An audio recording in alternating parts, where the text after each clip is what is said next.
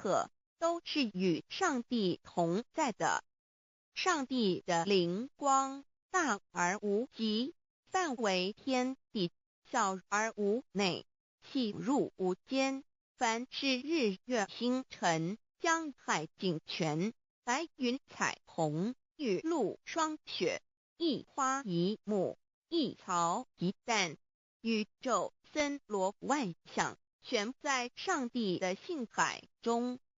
无量心虚形容明明上帝是无量智慧之根本，无量妙行之本处，无量功德之源头，是真空妙有，虚灵不灭的。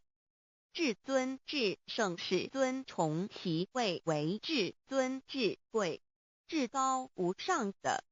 敬奉其德是圆融完美无缺的。三界十方，三界是指欲界、色界、无色界。十方指东西南北东南西北东北西南上下，表上帝的性体尽虚空遍法界无所不在。三界28天图万灵真在说明上帝的圣灵大而无极，范围天地，小而无内，细入无间，为万有之本源，万化的真主宰。